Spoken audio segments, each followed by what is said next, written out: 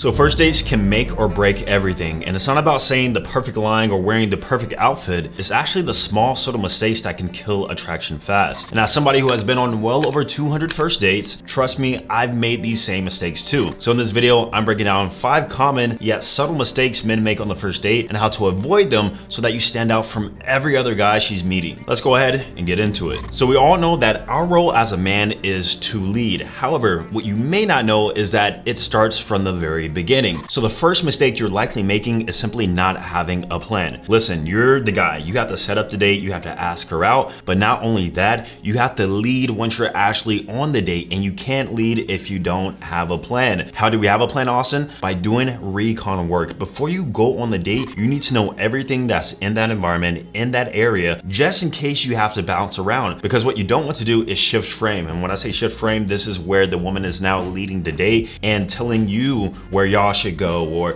suggesting certain places. Now, I've had this experience, and this was when I moved to a new city, or maybe when I was traveling and meeting a woman. And on my part, I didn't do any recon work. I just kind of Googled the first bar that came up on Google or the first lounge. And I kind of just walk around mindlessly, not really having a plan, not knowing where to go after, asking her for suggestions. And it really takes away from that leadership frame. And because of that, the date really didn't go how I wanted it to go. And it probably made me look back too, because she knew instinctively that I wasn't leading as a man. Now, another way you can do some recon work too is actually get to the date early. Go about 20 minutes before you guys are supposed to meet up, kind of walk around the area, kind of see the scene, and have a plan B just in case you do want to bounce around and go to different places. Now, the beauty of having a plan, and this may take some time, is that everything just feels very, very natural. I stated this before, but back when I was living in Orlando, I had a first date plan that I would run every single time. We would go to the dock, we would go sit down at the picnic table, and then we would go to bar 1, and then we would go to bar 2. I would run that every single time, and it was like clockwork. I was looking at my time, I was like, okay, now I gotta shift. I ran it like literally a playbook. And this is where it comes down deeper into first date strategy, in which if you have one, you're gonna just have better results overall. Now tell me if this has ever happened to you. You guys are on the date, you guys are talking, you had a good time, you look at your watch and you're like, man, like 3, 4, sometimes even 5 hours has passed. The girl is starting to yawn, she's asking you what you have to do tomorrow, and she says she has to get going. This is a subtle killer of first date attraction. And what happened was, not only did the date last too long, but you didn't end the date first. As a man, you absolutely have to end the date first. Now, the reason why this works is because whenever you end the date first, it sparks a bit of curiosity or intrigue within the woman, especially if the date is ended near like a high point, meaning that it doesn't feel too long, but also it doesn't feel too short. She got to know you, but at the same time, she was curious to know more about you, and she wouldn't have mind if it went longer. You just were busy, or you had to go, or whatever the case may be. That's going to spark more curiosity and attraction for her to now meet you for date number 2. I cannot tell you a single time within the past 5 years that a woman has ended the date first. I always do it first, always. And I do this in a very, very subtle way. And so once I reach a point, usually between 2 to 3.5 hours, depending on how the conversation is going, all I ask is,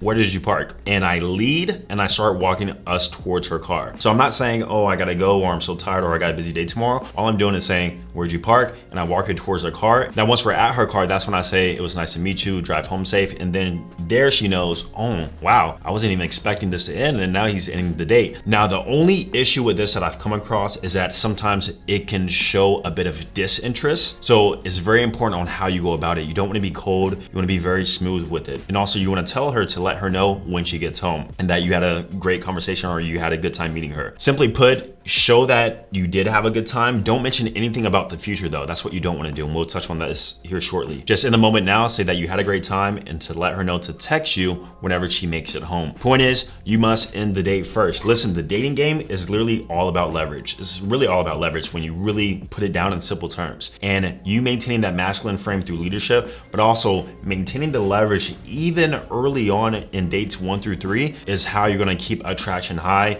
keep mystery high, and curiosity, all those good things high, which then in turn makes it more likely for her to see you again. Now, like I mentioned, I've been on well over 200 dates. At one point, I was literally going out on a date every single day. I kid you not, every single day I had a new date. And so through that, I've gotten a lot of experience. But if you're a guy right now listening to this video and you're not getting consistent dates, I would say at least 2 a week with effort. Let's say you're going out on one date every 2 months, every 3 months, then none of this really matters because you're simply not operating in a high enough volume. volume. That's exactly why I created the Romeo effect. Now, the Romeo effect is going to completely change your dating life. This is a system in which you can actually start attracting more higher quality women who bring value to your life, who are high interest and actually show up to the date. This has been battle tested for the past 5 years. We have hundreds of clients who are now going on multiple dates a week, all by using this one system. And if you want to learn more about how this can literally change your dating life for the better so that you stop chasing and start choosing, click the link down below. I created a free presentation for you going exactly how all of this works. All right, subtle mistake number 3 is not making it feel like an adventure. The first date in itself should be probably the best date you guys have ever been on. And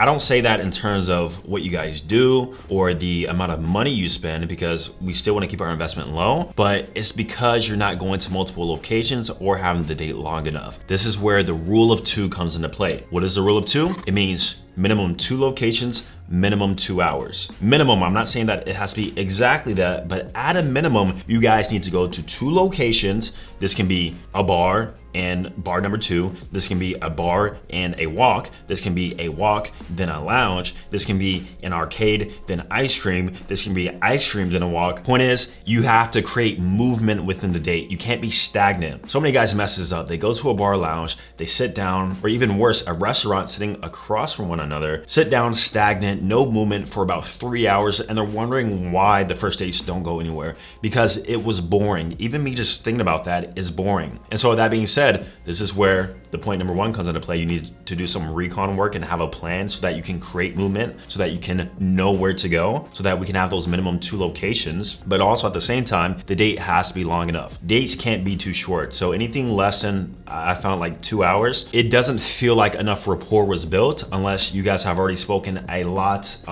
before you guys actually have met up. But if you're following the Romeo effect strategy, in which, you know, you keep the investment quite low and you focus on meeting up with her within a specific time frame, you probably don't have that much rapport built up before you actually meet her, right? So that being said, 2 hours is like the perfect time frame in which it feels like you guys have gotten to know each other, you built good rapport, but at the same time, it's not too long. Now keep in mind, I said minimum 2 hours. There has been times in which I went out on dates and it lasted 3.5 hours or even 4 hours because the conversation was so well. We went to more than 2 places. We went to 3, 4 different places, and we had like a real mini adventure. But for the most part, especially if everything's fairly normal, I'm always looking at my clock. I'm like, okay, we're pushing 2 hours. Let me gauge how this conversation is going, gauge how the date is going, gauge her energy, her vibe, my vibe, you know, because sometimes some of you guys are tired too. There's been times where I've been out on dates 300 milligrams deep in caffeine just because I was that tired. And so with that being said, rule of 2 is going to change the game for you. Also, as a side note, a little bonus tip is that the time of the day matters too. And so I found that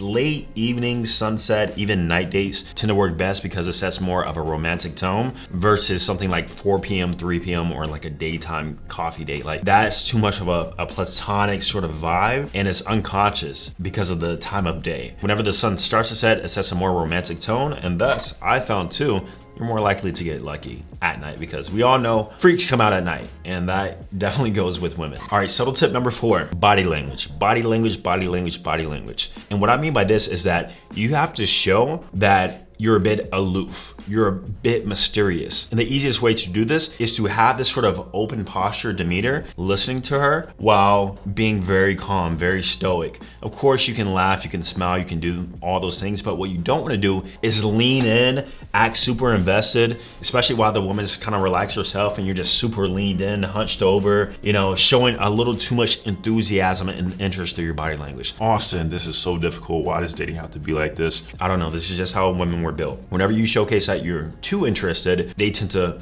lose interest. Whenever you have this sort of mysterious sort of vibe about yourself, but you still act invested in the conversation, and you show through your body language that, you know, you're kind of just here chilling, you have a calm demeanor, that makes them more attracted to you and more curious about you. Now, like I said, these are very subtle things that often don't get realized. So next time you are out on a first date, take note of your body language. Are you leaning in? Are you calm? Or do you act overly invested? invested. Just maintain that calm presence and you're gonna notice the first date's gonna be a lot smoother. Also, if you're a guy who tends to have nerves on first dates, meaning you get a little bit nervous, then that body language in itself is gonna help relax you and it's gonna show that you've been here 1,000 times, which is essentially the sort of vibe and energy that we need to showcase to her, that we're not nervous. In fact, she should be more nervous than we are. You know, this is not our first rodeo. We've been here. This is natural. And we're gonna showcase that through the way we carry ourselves, even through the way we speak. Calm language. We're not overly excited. We're not overly energetic. Nothing like that. We're very calm,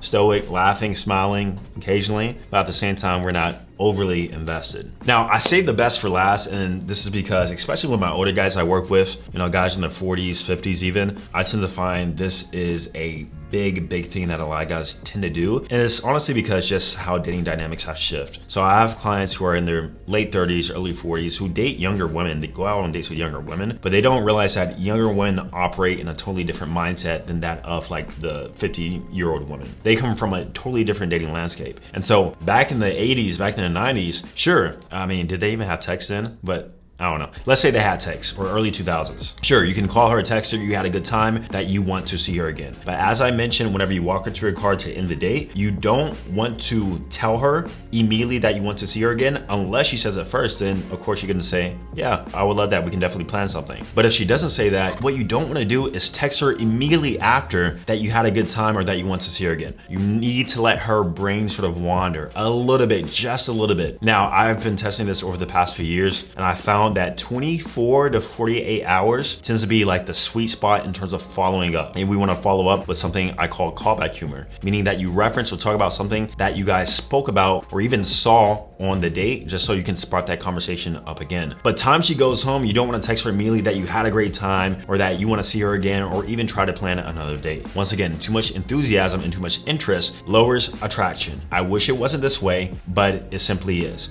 And so with that being said, ideally the sort of frame that we're running, if you run the first date right, is that she actually texts you first. She texts you that she made it back home. She texts you maybe a few days later, what are you up to? That's the sort of frame that we want to run. We never want to showcase our hands or our cards or our interest levels too soon. They almost should be saying like, oh, I can't get a good read on this guy. I mean, he seems into me.